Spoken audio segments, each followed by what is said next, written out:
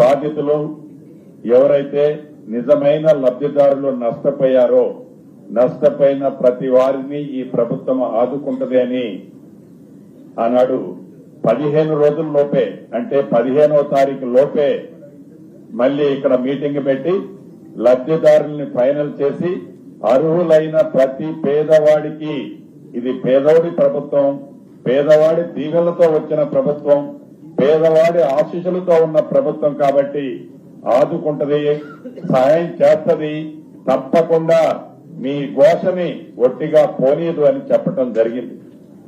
అన్నమాట ప్రకారం గౌరవ ముఖ్యమంత్రి గారు, డిప్యూటీ సీఎం గారు, స్థానిక శాసనసభ్యులు, మంత్రివర్యులు, మిగతా మిత్రులందరూ సూచనలు సలహాలతో ఈనాడు లబ్ధిదారులు ఎవరైతే జెన్యూన్ గా ఉన్నారో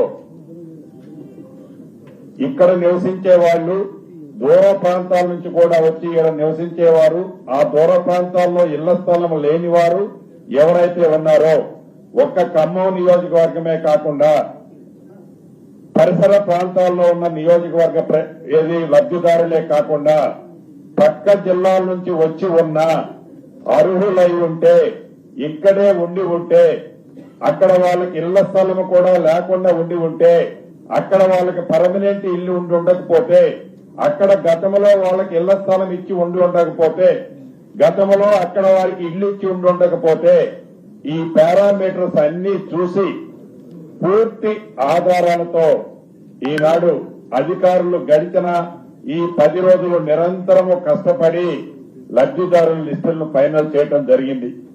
ఇళ్ల స్థలం లేని వాళ్ళు ఇక్కడ ఏదైతే 311 మందికి ఈనాడు ఇళ్ల స్థలం ఇస్తున్నామో ఈ 311 మందితో పాటు ఈ ఉమ్మడి ఖమ్మం జిల్లాలో ఇళ్ల స్థలము ఏ గ్రామంలోనైతే ఉంది మేము అక్కడ ఇల్లు కట్టుకుంటామన్నా మాకు ఇల్లు ఇవ్వండి అన్న వాళ్ళు 101 మంది. ఈ 311 101 అంటే 412 మంది 311 మందికి ఇళ్ల స్థలము ఇల్లిస్తూ వారి వారి గ్రామాల్లో ఇళ్ల స్థలం ఎవరికైతే ఉందో వారికి ఇల్లిచ్చే కార్యక్రమాన్ని ఈనాడు మనం ఫైనల్ చేసుకోవడం జరిగింది. దాంట్లో లబ్ధిదారులందరూ అర్హులైన వాళ్ళు ఎవరైతే ఉన్నారో వారందరికీ ఏ భేషజాలు లేకుండా చివరికి మా మీద దుమ్మెత్తి పోసిన వాళ్ళు అర్హులై ఉన్నా వారి బాధ ఘోష చెప్పితే ఆ ఘోషను వాళ్ళు ఎల్లబుచ్చిన వాళ్ళు వ్యక్తిగతంగా విమర్శించిన అటువంటిది మనసులో పెట్టుకోకుండా అర్హులైన ప్రతి పేదవాళ్ళకి ఈనాడు ఇళ్ల స్థలము ఇల్లు ఈ మీరెన్నుకున్న ఈ ప్రజా ప్రభుత్వం పేదోళ్ల ప్రభుత్వం మీకు ఇస్తున్నది మనస్ఫూర్తిగా మీ అందరికీ అభినందనలు కృతజ్ఞతలు తెలియజేస్తున్నా. ఈ గడిచిన 15 రోజుల నుంచి ఏదైతే ఆనాడు 10 సంవత్సరాలు పరిపాలించిన దొరల పాలనలో ముక్కుసూటిగా ఒక్కటే ప్రశ్న అడగదలుచుకున్నాను. ఏదైతే ఈ సంఘటన జరిగిన తర్వాత ఫిబ్రవరి 24వ తారీఖు నాడు ఈ సంఘటన జరిగిన తర్వాత ప్రధాన ప్రతిపక్షం అని చెప్పుకునే నాయకులు ఈ బాధితుల దగ్గరకు వచ్చి వారి ముసలి కన్నీరు వారి ఆవేదనని మీడియాల ద్వారా నేను చూశాను. వారిని నేను అడగదలుచుకున్న ప్రశ్న ఒక్కటే.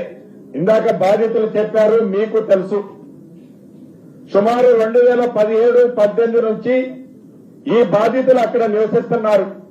ఇందాక ఆడబిడ్డలు చెప్పినట్లు తాగటానికి నీళ్లు లేదు, చీకటి పడితే ఒకళ్ళ ముఖం ఒకళ్ళు చూసుకోవటానికి కూడా ఎలుతూరు లేదు, బాత్రూమ్ వెళ్లాలంటే బాత్రూమ్ లేదు, పాములు జర్రులు తేళ్లతో ఆ ప్రాంతం అంతా నిండి ఉండి గడిచిన 7.5-8 సంవత్సరాల నుంచి చాలా మంది అక్కడ నివసిస్తున్నారన్న సంగతి మీకు కూడా తెలుసు. మాది పేదోడి ప్రభుత్వాన్ని మీరు ఇప్పుడు పేదోళ్ళు గుర్తొచ్చి మీరు మాట్లాడుతున్నారు.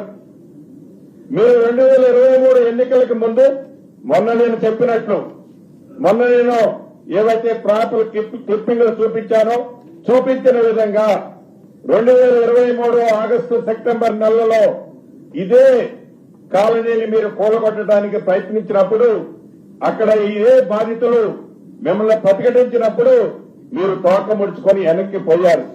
అసలు ఆ సందర్భం తీసుకురావడానికి ముందే గడిచిన 9 సంవత్సరాల నుంచి ఆడ పేదోళ్లు నివసిస్తున్నారని తెలిసి మీకు కళ్ళు లేని కబోతుల్లా చూసుకుంటూ ఉన్నారే తప్ప ఏ పేదవాళ్ళకి మీరు న్యాయం చేస్తానంటే ఆనాడు ఈ ప్రజా ప్రభుత్వం, ఇందిరమ్మ ప్రభుత్వం, ఇవాళున్న ప్రభుత్వం ఆనాడు కాదని అనలేదే మా బట్టి గారు. మీరు 10 సంవత్సరాలు రాజ్యమేలారే, ఎందుకు మీకు ఆనాడు ఆలోచన రాలేదు, బుద్ధి రాలేదు, జ్ఞానం లేదు?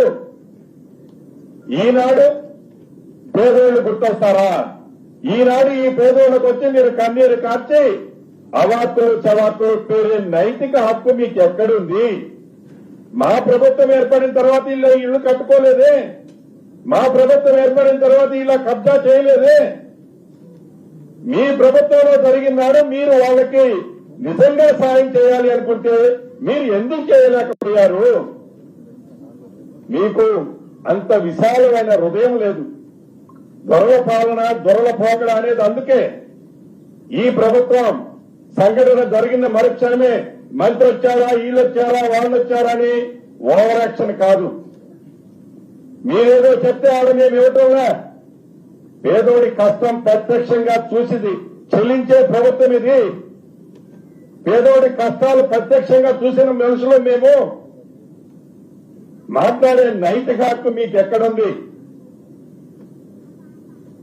నైతిక హక్కు లేని మీరు ఒక్కరి వెలుగుమట్లలోనే కాదు, అనేక ప్రాంతాల్లో ఇంకా పగటి కళ్ళకంటూ, నేను పదే ఆ పదం అన్నట్టు తప్పటంలే, పగటి కళ్ళకంటూ మా ప్రభుత్వం వస్తుంది, మేం చూస్తాం, ఏంది నీ ప్రభుత్వం వచ్చేది? ఏడ నీ ప్రభుత్వం వచ్చేది? ఈ ప్రజా ప్రభుత్వం పేదోడికి అండగా ఉంది, పేదోడి దీవెలున్నాయి, ఫలితాలున్నాయి. ఇంకా ఇన్ని ఫలితాలు చూసిన తర్వాత నిస్సిగ్గుగా పగటి కళలు గంటం అంటే ఏంటంటే చీకటి పడక ముందే ఎల్తూరులోనే కళలు గంటాం. ఇంకా నువ్వు అటువంటి కళలు కంటున్నావు, ఇంకా ఊహించుకుంటున్నావు నేను ముఖ్యమంత్రినో కాబోయే ముఖ్యమంత్రినో. నీ పగటి కళల్లాగలే ఈ తెలంగాణ ప్రజలు ఉంచుతారు. ఊహల్లో ఊగిసలాడకు. నీ రెడ్డి బుక్ రాసేదో, నువ్వు వచ్చిన తర్వాత సాధించాలనుకునేదో, నువ్వు వచ్చిన తర్వాత చూపించాలనే కక్ష చూపించే కార్యక్రమం అసలు నీకు అటువంటి అవకాశం తెలంగాణ ప్రజలు ఇవ్వరు. దానికి కారణం ఒక్కటే, ఇది పేదోళ్ల ప్రభుత్వం, పేదోడి కష్టం తెలిసిన ప్రభుత్వం. కాబట్టి అనేక సంక్షేమ కార్యక్రమాలు నువ్వు చేయన్నాడు. నీ 10 సంవత్సరాల్లో నువ్వు వెలగబెట్టని సంక్షేమ కార్యక్రమాలు ఈనాడు పేదోడికి ఈ ప్రభుత్వం ఇస్తుంది. ఇంకా ఊహాజనకమైన జీవితంలో కాకుండా నిజ జీవితంలో జీవితాన్ని గడిపితే ప్రజలు సంతోషిస్తారు. అంతేకాదు, ఇందాక తీర్మానం మల్లన్న గారు గాని ఏదైతే లబ్ధిదారులు కోరారో మౌలిక వసతుల్లో తాగునీరు గాని, రోడ్లు గాని, స్కూళ్లు కానీ, చివరికి బట్టి గారు ఇందాక చెప్తున్నారు ఫంక్షన్ హాల్తో పాటు షాపింగ్ కాంప్లెక్స్ కూడా అక్కడ షాపులు కూడా ప్రభుత్వ పక్షాన్ని కట్టిపిస్తాం. మీరు ఇళ్లు కట్టడానికి ముందే గౌరవ ముఖ్యమంత్రి గారు ముగ్గురు వచ్చే ముందు చెప్పారు, మీరు ఇళ్లు కట్టడానికి ముందే మౌలిక వసతులన్నింటినీ పూర్తి చేపిస్తాం. ఈ రాబోయే వారం రోజుల్లోపే మీ కట్టుబడికి కావాల్సిన నీటికి సంబంధించిన వసతులను ఏర్పాటు చేస్తాం. ఇక్కడే కాదు, ఏదైతే మండలాల్లో కట్టుకుంటున్నారో ప్రతి ఇందిరమ్మ ఇల్లు ఇచ్చే పేదవాడికి ఎలా ఇస్తున్నామో వాళ్ళు కూడా యుద్ధ ప్రాతిపదిక మీద కట్టుకోవాలని కూడా మనస్ఫూర్తిగా కోరుకుంటూ, చివరిగా మీకు ఒక్కటే చెప్తున్నా, మీరు నష్టపోయిన మాట వాస్తవం. గడిచిన 7-8 సంవత్సరాల నుంచి మీరు గోస అనుభవిస్తున్న మాట వాస్తవం. ప్రత్యక్షంగా చూశాం కాబట్టి దాన్ని ఇక్కడ ఎలుగుమట్లలో ఈనాడు పరిష్కరించడం జరుగుతుంది.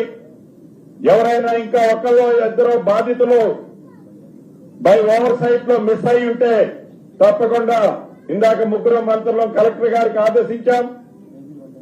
అటువంటి బాధితులు ఎవరైనా ఉంటే తప్పకుండా వాళ్ళు నిజంగా అర్హులై ఉంటే ఏ స్కీము వాళ్ళు గతంలో తీసుకొని ఉండకపోతే తప్పకుండా వాళ్ళని కూడా కన్సిడర్ చేస్తామని కూడా ఈ వేదిక ద్వారా ఆ తమ్ముళ్ళకి ఆడబిడ్డలకు కూడా తెలియజేస్తూ సిపి గారు ఆల్రెడీ మీరు చెప్పారు, ఏదైతే ఆ పేదవాడి చెమటని రక్తాన్ని చెమటగా మార్చి తినక సంపాదించిన రూపాయలు ఎవరైతే దోచుకున్నారో ఆ దోచుకున్న వారు ఎంత పెద్దోడైనా సరే ఇందాక తుమ్మలుగా చెప్పినట్లు ఉక్కు పాదంతో ఒక్క రూపాయి కూడా మిస్ కాకుండా తిరిగి ఆ పేదోళ్ళకి ఇప్పించే బాధ్యత ప్రభుత్వ పక్షాన్ని మీరు తీసుకోవాలని మీకు కూడా తెలియజేసుకుంటూ మరొకసారి లబ్ధిదారులందరినీ రాష్ట్ర ప్రభుత్వ పక్షాన నా పక్షాన అభినందనలు, కృతజ్ఞతలు.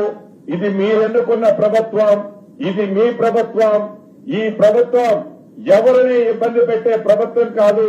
ఈ ప్రభుత్వం ఎప్పుడు మీకు అండదండలుగా ఉంటుందని కూడా తెలుపుతూ సెలవు తీసుకుంటున్నారు. Thank you sir. కార్యక్రమాన్ని ఉద్దేశించి గౌరవ డిప్యూటీ సీఎం గారిని మాట్లాడవలసిందిగా కోరుతున్నాను.